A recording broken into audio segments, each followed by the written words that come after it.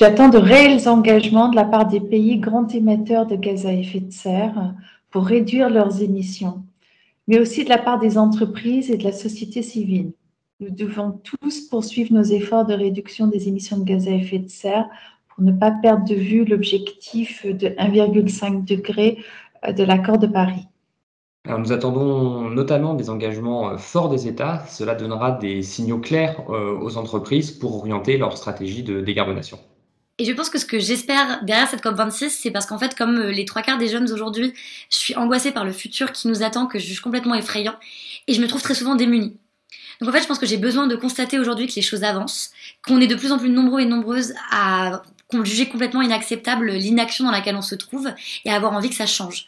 Donc j'espère en fait y trouver des alliés, des gens qui agissent et de l'énergie pour faire changer les choses. Ce qu'on attend de la COP26. Selon le dernier rapport du GIEC, nous n'avons que 10 ans pour agir. 10 ans, ça passe très très vite. Il faut être réaliste. Et en étant réaliste, on pense qu'il faut des décisions fortes sur la rénovation énergétique des bâtiments, mais aussi sur la transformation du parc existant de véhicules. Et donc, travailler sur le rétrofit et la rénovation. Pour nous, cette COP doit permettre aux États de maintenir l'objectif de 1,5 degré atteignable. Et pour cela, il faut qu'ils prennent des actions radicales dans le court terme.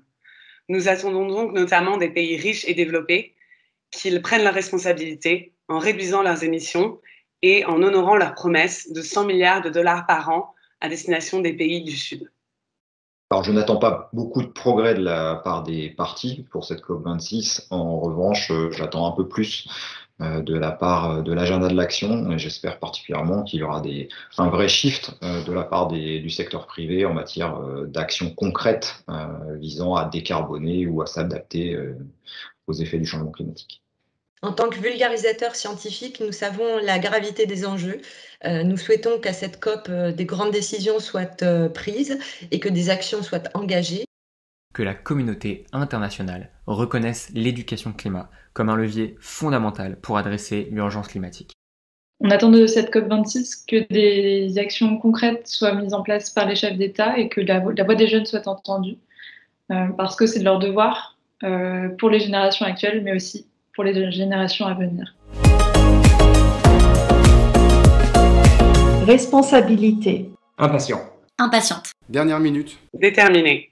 Curieux et sceptique. Peur. Excitation. Collaboration.